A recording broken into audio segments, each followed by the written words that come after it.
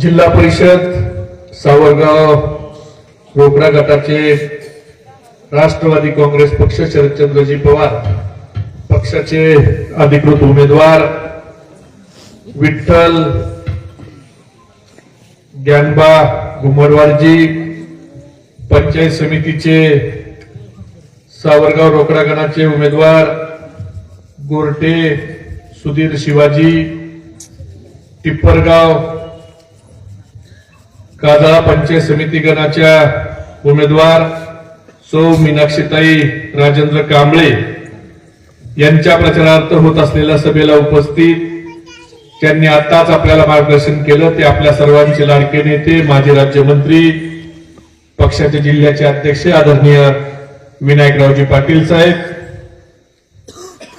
आणि त्यांनी नाव घेतलेले सर्वच व्यासपीठावर उपस्थित मान्यवर, कारण आता सर्वांचाच नाम उल्लेख काय करत नाही. मगाच्यापासून मी काही भाषणं ऐकली आणि त्यामध्ये प्रामुख्यानं घुमडवार साहेब हे तलाठी आणि मंडळ अधिकारी होते असं अगोदरच्या वक्त्यांनी सांगितलं आणि अनुभव त्यांना प्रशासनातला आहे. तलाठी मंडळ अधिकारी राहिल्यामुळं काम कसं करायचं, काम कसं करून घ्यायचं आणि मुळात जिल्हा परिषद आणि पंचायत समिती ही निवडणूक तुमच्या आमच्यासाठी खूप महत्वाची आहे. कारण स्वर्गीय यशवंतराव चव्हाण साहेबांनी सत्तेचं विकेंद्रीकरण झालं पाहिजे आणि सत्ता ही शेवटच्या माणसापर्यंत आली पाहिजे. म्हणून ग्रामीण भागात जिल्हा परिषद, पंचायत समिती आणि ग्रामपंचायत आणि शहरी भागात नगर पंचायत, नगरपालिका, नगर परिषद, महानगरपालिका याच्या माध्यमातून सामान्य माणसाला पदावर जाता आलं पाहिजे. ही भावना स्वर्गीय यशवंतराव चव्हाण साहेबांनी आणली आणि या पंचायत समिती, जिल्हा परिषदच्या माध्यमातून आपले कुणाच्या एमआरजेच्या माध्यमातून विहिरी असतील, कुणाचे शेततळे असतील, कुणाच्या कांदा चाळ असतील, कुणाचे 90-10चे रस्ते असतील, त्या ठिकाणी शेततलाव असतील, हे सगळे काम हे आपण करू शकतो. पंचायत समितीला च्या माध्यमातून, जिल्हा परिषदच्या माध्यमातून आपल्या गावातल्या चांगल्या शाळा, त्याला चांगले शिक्षक, आपल्या भागात चांगले प्राथमिक आरोग्य केंद्र, पशुवैद्यकीय दवाखाने हे उभा करू शकतो. एक चांगले लोकप्रतिनिधी, सुशिक्षित लोकप्रतिनिधी आणि ज्यांना आपलं काम करायची तळमळ आहे असे लोकप्रतिनिधी दिले तर निश्चितपणानं ते आपल्या काम त्या ठिकाणी करण्यासाठी काम करू शकतात. पण आता मी अहमदपूर तालुक्यात मगाशी विनायकराव पाटील साहेब सोमेश्वररावला विचारित होतो की भाजपची आणि राष्ट्रवादी काँग्रेस पक्ष दादांचा ह्यांची युती पूर्ण जिल्ह्यात झाली का? ते म्हणले जिल्ह्यात नाही झाली. मी म्हणलं मतदारसंघात झाली का? ते म्हणले नाही मतदारसंघात मी नाही झाली.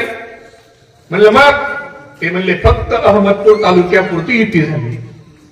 मी म्हणलं अशी कशी युती झाली? एका तालुक्यात, एका मतदारसंघात तरी व्हायला पाहिजे. मी म्हणलं उभा कोण राहिलंय? ते म्हणले एका गटात मंत्री महोदयाचे चिरंजीव आहेत, एका गटात राज्यस्तरीय प्रवक्त्याच्या भाऊजाई आहेत आणि एका गटात अजून एका नेत्याचा पुतण्या आहे. म्हणजे आपले घरातले नातेवाईक हे निवडून आणायची म्हणून अहमदपूर तालुक्यापुरती युती आणि चाकूरचे वारंवार. तुम्ही डोका फड्या करा, लढा मरा, काय करा. आणि घराणेशाही आम्ही करणार नाही म्हणायचं. भाजपवाले म्हणतात आम्ही घराणेशाही करत नाही आणि निवडणुकीत तिकीट मात्र जिल्हा परिषद, पंचायत समितीत देखील आपल्याच कुटुंबातल्या व्यक्तींना द्यायचं. मी विनायकराव पाटील साहेबांना म्हणलं की साहेब सगळ्यांनीच त्यांच्या कुटुंबातले लोक उभा केले, तुम्ही देखील आबोलीताईला का उभा केलं नाही? त्यांचं मी एकदा भाषण ऐकलेलं सभेत, त्या चांगलं भाषण करतात, तुम्ही त्यांना का उभा केलं नाही? विनायकराव पाटील साहेब म्हणले की ही निवडणूक कार्यकर्त्याची निवडणूक आहे, त्यामुळं मला माझी मुलगी उभा करण्यापेक्षा मी जेवढे उमेदवार उभा केले तो प्रत्येक माणूस हा माझ्या कुटुंबातला आहे, माझ्या घरातला आहे. आणि त्यांच्यासाठी मला काम करायचं. कदाचित विनायकराव पाटील साहेब घरातले उमेदवार देऊ शकले असते, उभा करू शकले असते, पण कार्यकर्त्याला संधी दिली पाहिजे. कार्यकर्ता पंचायत समितीचा मेंबर झाला पाहिजे, सभापती झाला पाहिजे, कार्यकर्ता जिल्हा परिषद सदस्य झाला पाहिजे. ही भावना ठेवून विनायकराव पाटील साहेब हे काम करतायत. आणि मला आपल्याला विनंती करायची आहे की आता आमदारकी मंत्रीपद आहेत त्या पार्टीकडे, त्यांना काय विकास करायचा आहे तो विकास त्या माध्यमातून करतील, आपल्या सगळ्याला दिसेल. त्याच्याबद्दल आम्ही वेगळं काही सांगायची गरज नाही. पण पंचायत समितीची ही संस्था आणि झेडपीची ही संस्था आपण विनायकराव पाटील साहेबांच्या ताब्यात द्या, कारण सत्तेचं विकेंद्रीकरण होणं गरजेचं आहे. कारण आज या महायुतीला सत्तेचा माज आलाय, मस्ती आली.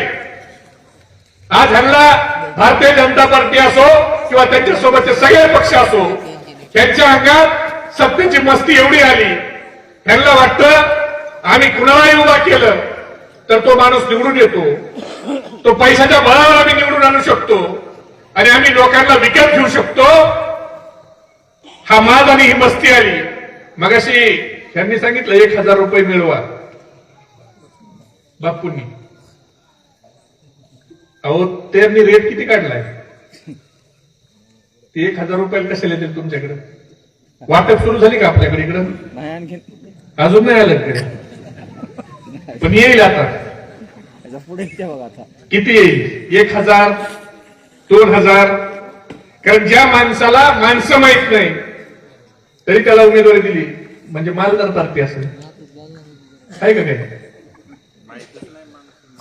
माणूस भी माहित नाही का नेमका काय? उमेदवार भेटत नव्हता म्हणून उमेदवार दिला असं आहे का? भेटत नाही म्हणून दिला. पण या तालुक्यात आपल्याला विनायकराव पाटील साहेबांच्या सोबत आपण राहिलं पाहिजे.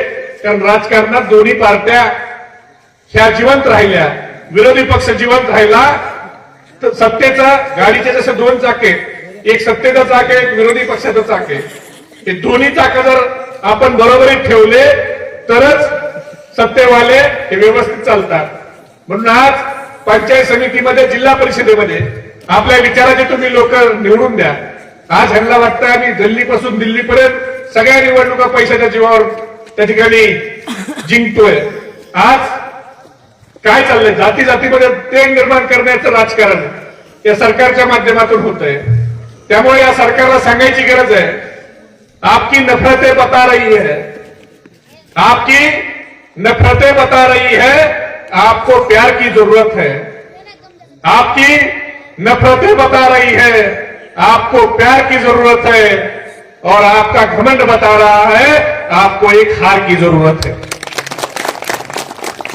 आज ह्या लोकांना एक पराजय त्या ठिकाणी होणं गरजेचं आहे. आज देशात आणि राज्यात त्यांनी काय वातावरण करून ठेवलंय? आज आम्ही म्हणतो आजच्या युवकाच्या हाताला काम नाही, रोजगार मिळत नाही, नोकरीची भरती होत नाही. हे भाजपवाले म्हणतात मस्जिदीवरचा भोंगा काढा. आम्ही म्हणतो आमच्या कापसाला, सोयाबीनला भाव भेटत नाही, आमच्या शेतीमालाला भाव भेटत नाही. खताचे भाव वाढले पण आमच्या शेतीमालाचा भाव वाढत नाही. हे म्हणतात मदरशावरचा हिरवा झेंडा काढून भगवा झेंडा लावा. आम्ही म्हणतो महागाई वाढली, पेट्रोल वाढलं, डिझेल वाढलं, गॅस वाढलं, ही महागाई कमी करा. हे म्हणतात हिंदू खतरे में है. म्हणजे ज्या ज्या वेळेला तुम्ही आम्ही आपल्या हक्काच्या गोष्टी करू त्यावेळेला हिंदू मुस्लिम, मंदिर, मस्जिद याच्यामध्ये तुम्हाला आम्हाला त्या ठिकाणी गोळवत ठेवतात. पण जे लोक जातीपातीचं राजकारण करतायत त्या भाजपाला आणि त्यांच्या मित्रपक्षाला मला एवढंच सांगायचं आहे की ना मंदिर की बात हो, ना मस्जिद की बात हो, ना मंदिर की बात हो, ना मस्जिद की बात हो. युवा बेरोजगार है, पहले उसके निवालों की बात हो. मेरे नींद को दिक्कत ना भजन से है ना अजान से है. मेरे नींद को दिक्कत ना भजन से है ना अजान से है. मेरे नींद को दिक्कत मरते हुए जवान और खुदकुशी करते किसान से है. आज शेतकरी आत्महत्या करतोय, जवान त्या ठिकाणी बॉर्डरवर मरतोय आणि हे सरकार ते फक्त हिंदू मुस्लिमचा वाद लावण्यासाठी त्या ठिकाणी प्रयत्न करतोय. एक विनायक पाटील साहेब भाजपचा आमदार आहे, एवढाच आहे. ते राणे चवन्नी छाप, ते कधी उठलं की कधीच नीट बोलत नाही.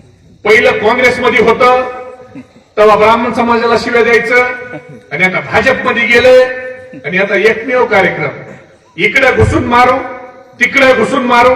अरे तू स्टेजवर उभं राहिलं नाहीस तर दिसायचं पण नाही लोकांना. ही पोरांनी एक चांगली टाकली तर उठायचं पण नाही. पण नुसतं जाती जातीत धर्मात ते निर्माण करायचे.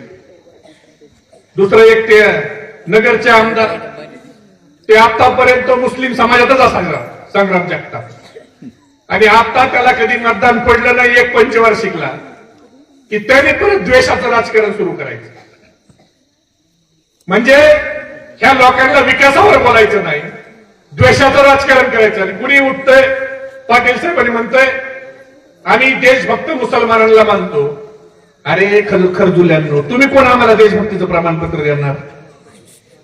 अरे हा देशात आम्ही आमच्या मनाने थांबलेलो आहे आणि हा देश हा काय तुमची घरची जहागीर नाही.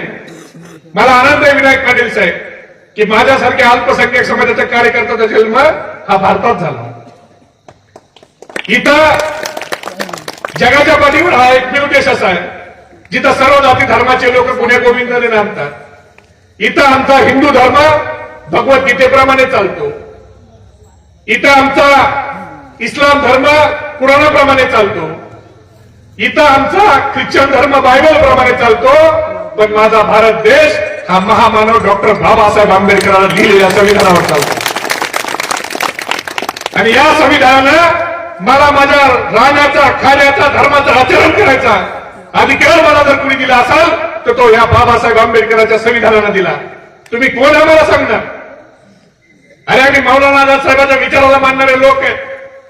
ज्या वेळेला निशांत मौलाना आझाद साहेब काँग्रेसचे राष्ट्रीय अध्यक्ष होते आणि त्यांना इंग्रजांनी बोलावलं आणि सांगितलं की मौलाना साहेब आम्ही हिंदूंना वेगळा देश देतो आणि मुसलमानांना वेगळा देश देतो. त्यावेळेला मौलाना साहेबांनी सांगितलं कि कुतुब मीनार पर आकर कोई फरिश्ता ऐलान कर दे, कुतुब मीनार पर आकर कोई फरिश्ता ऐलान कर दे कि हिंदू मुस्लिम इत्तेहाद की कीमत पर अगर तुम्हें जनसुराज मिल जाए तो मुझे ऐसा जनसुराज नहीं चाहिए, क्योंकि जनसुराज न मिलने से सिर्फ हिंदुस्तान का नुकसान होगा, मगर हिंदू मुस्लिम इत्तेहाद अगर खतरे में आई तो पूरे इंसानियत का नुकसान होगा. हे सांगणारे मौलाना आझाद. आम्ही त्यांचे विचार घेऊन चाललोय. पण विनायक पाटील साहेब हिंदू मुस्लिमांना भांडण लावायचे काम ते सगळ्यात अगोदर या देशात कुणी केलं असेल तर ते इंग्रजांनी केलंय. आणि त्याच इंग्रजाच्या अवलादी त्या भारतीय जनता पार्टी आणि महायुतीच्या रूपानं ते काम घेऊन आता पुढे चाललं. आज विकासावर बोललं जात नाही, आज आमच्या प्रश्नावर बोललं जात नाही. अरे आज तुम्ही आम्हाला इथं हिंदू मुस्लिम मराठा ओबीसी वाद लावून आमचा वेदांता फॉक्सकॉनचा प्रकल्प, ज्या प्रकल्पाच्या माध्यमातून आमच्या महाराष्ट्रात 1,58,000 कोटीची गुंतवणूक येणार होती, आमच्या महाराष्ट्रातल्या 2 लाख युवकांना नोकरी मिळणार होती, तो प्रकल्प तुम्ही उचलला गुजरातला घेऊन गेले. टाटा एअरबसचा प्रकल्प गुजरातला, सॅफ्रॉनचा प्रकल्प गुजरातला. अरे मग सगळंच गुजरातला न्यायचंय तर मत मागायला पण गुजरातलाच जा. महाराष्ट्रामध्ये मत मागायला तुम्हाला काय नैतिक अधिकार? आज इथं तुम्ही आम्हाला आपसात भांडण लावणार आणि सगळे प्रकल्प हे गुजरातला घेऊन जाणार. पण मित्रांनो, मला आपल्याला कळकळीची विनंती करायची की ही निवडणूक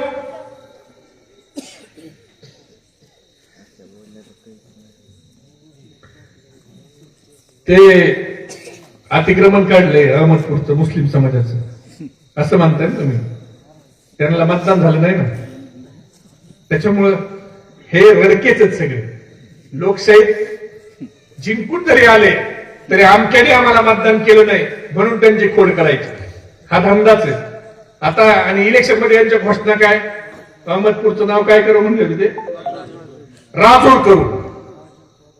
अरे बाबा हो, अहमदपूरचे रस्ते नीट करा, अहमदपूरच्या नळाला 24 तास पाणी द्या, अहमदपूरच्या नाल्या स्वच्छ करा, अहमदपूरच्या सगळ्या रस्त्यावर लाईट लावा आणि अहमदपूरचं नाव देवेंद्रपूर करा. आमचं काही म्हणणं नाही.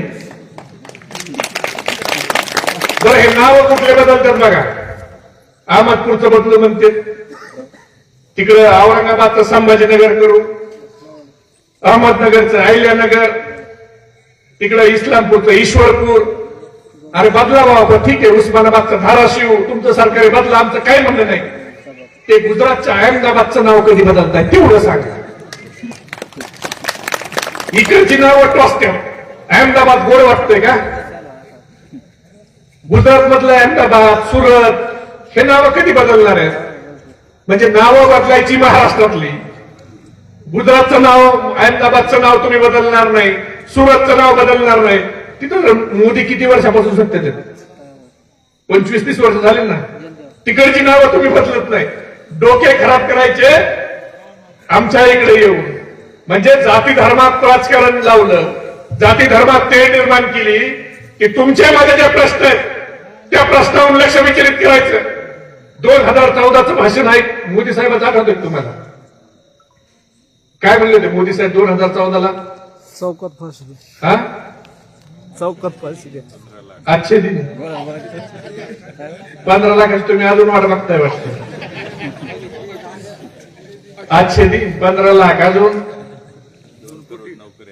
2 कोटी नोकऱ्या, अजून मन की बात, महागाई कमी करू, दिल की बात, मन की बात, कालाधर. की बात. मी भरतराव एकदाच मोदीचं भाषण ऐकलं. देशाचे पंतप्रधान पदाचे उमेदवार 2014ला काय बोलणार आहेत म्हणून आमच्या बीडला त्यांचं भाषण होतं. त्या भाषणाचा आवाज आमच्या राजीव गांधी गार्डन पर्यंत येत होता. तिथं चौकात आम्ही एका हॉटेलवर चहा प्यायला बसलो. तिथं मोदी साहेबांच्या भाषणाचा आवाज आम्हाला येत होता. शेजारी एक बागवानचा केळीचा गाडा होता, त्या बागवानचाही आवाज आम्हाला येत होता. मोदी साहेबांनी भाषण सुरू केलं. भाई और बहनों, 2014 में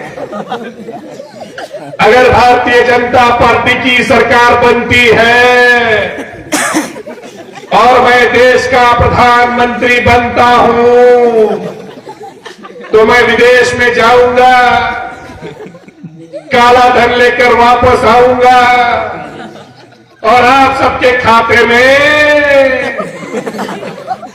यूं ही डालते रहूंगा मुफ्त में 15 लाख रुपए डाल दूंगा. इकडून बागवान म्हणता घ्या केळं.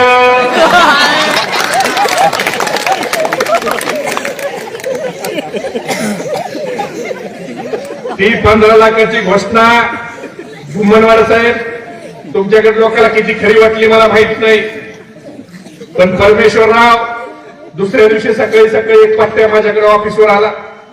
मला म्हणला महबूब भाई माझा अयोग्य कार्यक्रम झालाय. मी म्हणलं भाऊ काय झालं? आयुष्यात आता मला काही काम करायची गरज पडणार नाही. मी म्हणलं काय झालं? लॉटरी बिटरी लागली काय सकाळ सकाळ तुला? लॉटरी लागायची काय गरज आहे म्हणला? आपल्या घरात 10 लोक आहेत, 15 लाख गुणले 10 1.5 कोटी, 25 लाखाचं घर बांधतो, 1.25 कोटी शिल्लक. काही लोकांनी तुम्ही जसं 15 लाखाची वाट बघताय ना तसं 3 वर्षापर्यंत एक जणांनी, 2 वर्षापर्यंत एक जणांनी वाट बघितली. मी खोटं सांगत नाही, तुम्ही गुगल युट्यूबवर जाऊन सर्च करा. औरंगाबाद जिल्ह्यातल्या पैठण तालुक्यातल्या पाचोडच्या जवळ एक मेटेवाडी आहे. तिथल्या मेटे नावाचा एक भक्त होता मोदी साहेबाचा. त्याच्या खात्यावर एकदा 15 लाख आले. 2-2.5 वर्षापूर्वी सगळ्या टीव्हीला आलेले. तर पठ्ठ्याने जसा 15 लाखाचा मेसेज आला की मागचा पुढचा काही विचार केला नाही, डायरेक्ट पत्र काढलं आणि मोदी साहेबांना पत्र लिहिलं, धन्यवाद मोदी साहेब, माझे 15 लाख मला पाठवले. बँकेतून पैसे काढले, घराचं बांधकाम सुरू केलं आणि अख्ख्या गावात सांगत सुटला, एकटाच पठ्ठ्या इमानदार होतो म्हणून माझ्याच खात्यावर 15 लाख आले.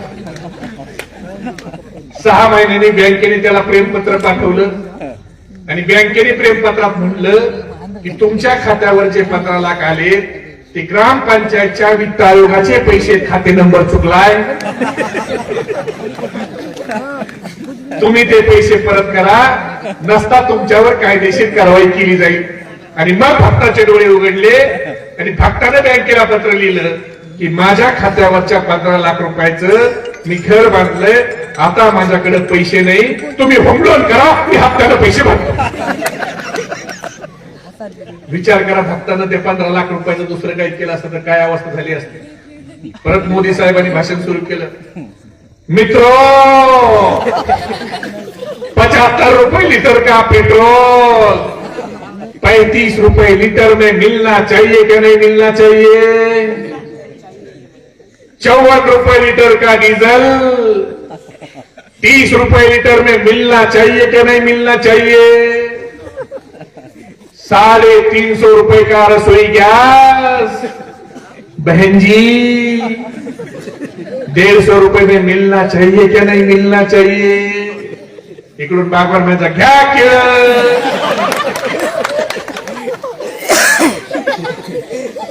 मोदी साहब म्हणायचे, अगर मैं देश का प्रधानमंत्री बनता हूं तो हर साल मेरे युवा भाइयों के लिए 2 करोड़ रोजगार दूंगा.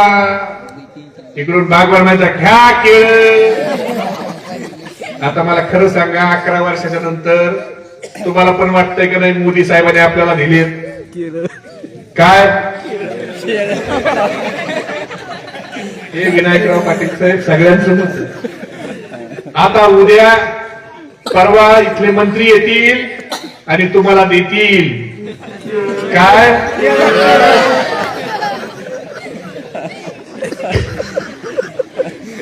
हे भाजप आणि त्यांचे मित्र पक्ष यांच्या घोषणा म्हणजे काय, त्यामुळे यांच्या भूलथापाला बळी पडायच्या अगोदर मागे ह्यांनी आपल्याला काय आश्वासनं दिली, काय घोषणा केल्या आणि प्रत्यक्षात कृती काय केली. महागाई वाढली की नाही वाढली, बेरोजगारी कमी झाली का, आमच्या हाताला काम मिळतंय का, आज गॅस सिलेंडरचे भाव काय झाले, आमच्या शेतीमालाचा भाव कुठे आहे, खताचे भाव कुठे गेले, शेतकऱ्याची कर्जमाफीचं काय झालं. पवार साहेब केंद्रीय कृषी मंत्री असताना 71,000 कोटीची कर्जमाफी केली पवार साहेबांनी. उद्धव साहेबांचं सरकार होतं 2 लाख रुपयापर्यंतची कर्जमाफी केली का नाही, केली का नाही. आता हे काय, यांची कर्जमाफी झाली का निकषासह. आणि ह्यांनी एक नवीन काढलंय साहेब, दुधाला अनुदान द्यायचंय, केवायसी करा. आता मी म्हणलं केवायसी करा, शेतकऱ्यांनी धार करायची, शेण करायचं, चारा पाणी करायचं का इकडे ऑनलाईनच्या रांगेत येऊन केवायसी करायची. देवा भाऊ आम्ही केवायसी करतो, तुम्ही आमची धार करायला आणि शेण करायला या. शेतातली कामं सोडायची आणि तालुक्याच्या गावाला जाऊन केवायसी करायची. काही झालं, आता लाडक्या बहिणीला सुरू केलं केवायसी, केलंय का नाही ताई, केलंय ना. 3 वेळेस केवायसी, 1,500 रुपये हे काही पचवू देत नाही. निम्म्या लाडक्या बहिणीचे तर पगार बंद केले आणि आज फक्त एक योजना काढली बहिणीची. पण ताई आज तुम्ही इथं ज्या उभा आहे तर पंचायत समितीला मीनाक्षी ताई तुम्ही ज्या उभा आहे ह्या शरद पवार साहेबांच्या मुळे उभा आहे. कारण या राज्यामध्ये सगळ्यात अगोदर जिच्या हातात झेंड्याची दोरी, जिच्या हातात पाळण्याची दोरी, तिच्या हातात झेंड्याची दोरी द्यायची म्हणून स्थानिक स्वराज्य संस्थेत महिलांना 33% आरक्षण द्यायचा कायदा जर या देशात सगळ्यात अगोदर कुणी केला असेल तर तो शरद पवार साहेबांनी केला. म्हणून आमच्या महिला भगिनी आज सरपंच होतात, ग्रामपंचायत सदस्य होत आहेत, महापौर होत आहेत, पंचायत समितीचे सभापती होत आहेत, झेडपीचे सभापती होत आहेत. हा कायदा पवार साहेबांनी केला आहे आणि तुम्ही नशीबवान आहेत की तुम्ही त्या पवार साहेबांच्या पक्षाच्या उमेदवार आहेत. पवार साहेबांनी कायदा केला की मुलगा मुलगी समान म्हणून चालत नाही, तर वडिलांच्या संपत्तीमध्ये 50% वाटा हा महिलाला द्यायचा. हा कायदा शरद पवार साहेबांनी केला. संरक्षण मंत्री असताना पवार साहेबांनी देशात संरक्षण विभागात महिलांना 11% आरक्षण दिलं म्हणून आपल्या ऑपरेशन सिंदूर मध्ये 2 महिला भगिनी गेल्या, त्या दोन्ही महिला भगिनी गेल्या आणि त्यांनी ते ऑपरेशन केलं. त्याचं श्रेय आणि त्याची दूरदृष्टी ही शरद पवार साहेबांची होती मित्रांनो. अशा नेत्याचे आपण मार्गदर्शनाखाली काम करणारे लोक आहे. एकीकडे पवार साहेब होते, किल्लारी भूकंप झाला, कशा पद्धतीने पवार साहेबांनी काम केलं हे लातूर जिल्ह्याला आणि महाराष्ट्राला सांगायची गरज नाही. पण साहेब अटल बिहारी वाजपेयी साहेब या देशाचे प्रधानमंत्री होते आणि त्यावेळेला गुजरातमध्ये भूकंप झाला तर त्या गुजरातच्या मदतीला अटलजींनी एक डिझास्टर मॅनेजमेंट नावाचा कक्ष स्थापन केला. त्या कक्षाच्या अध्यक्षाला कॅबिनेट मंत्र्याचा दर्जा दिला आणि त्या कॅबिनेट मंत्री पदावर त्यांनी शरद पवार साहेबांना बसवलं. त्यांनी हा विचार केला नाही की शरद पवार साहेब आपल्या विचाराचे नाही. त्यांनी हा विचार केला की ज्या वेळेला किल्लारीमध्ये भूकंप आला, पवार साहेबांनी ज्या पद्धतीने किल्लारी उभा केली तो अनुभव पवार साहेबांच्या पाठीशी आहे. आणि पवार साहेबांनी जाताना हा विचार केला नाही की ज्या गुजरातमध्ये मी चाललोय तिथं माझ्या विचाराचं राज्य नाही, पण माझ्या देशातलं एक राज्य अडचणीत आहे, मी मदतीला धावून गेलो पाहिजे. आणि पवार साहेबांनी तिथं जाऊन मदत केली. आणि स्वर्गीय अटलजीचा देखील मनाचा तेवढाच मोठेपणा होता. स्वर्गीय अटलजींनी सुदीर जाहीर भाषणामध्ये सांगितलं की लोकसभेत आणि राज्यसभेत 750 पेक्षा जास्त खासदार आहेत, पण ज्या वेळेला गुजरात अडचणीत आला त्यावेळेला या 750 पैकी एक खासदार गुजरातच्या मदतीला निघाला. त्या खासदाराचं नाव शरद पवार आहे. ही एक देशाची आणि राज्याची राजकारणाची उज्ज्वल परंपरा होती. पण आता आपण बघतोय देशामध्ये आणि राज्यामध्ये काय झालंय. सुडाचं राजकारण, द्वेषाचं राजकारण. कुणी काही म्हणला की लगेच त्याला ईडी लावू. तुम्हाला बी लावतील 1000 रुपये म्हणला म्हणून ईडी. कारण आता ईडीची अवस्था ही उंट बिडीपेक्षा सुद्धा बेकार झाली. मला खरं सांगा 2000 संपला टाइम आपला.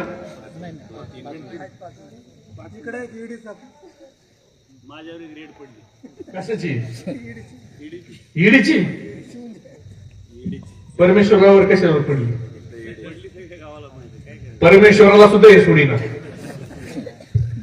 तिकडे बघा तुम्ही, तिकडे पण मंदिरं पाडलेत युपी मध्ये. शंकराचार्य सारखा माणूस आंदोलनाला बसलाय. म्हणजे जो ह्यांच्या समोर झुकणार नाही त्याला ईडी लाव, सीबीआय लाव. आणि हे सगळे लोक स्वतःकडे घ्यायला लागले. म्हणजे आरोप करायचा आणि ह्यांच्याकडे आला की तो धुतल्या तांदळाचा झाला, लगेच आतमध्ये, लगेच आमदार, मंत्री, खासदार.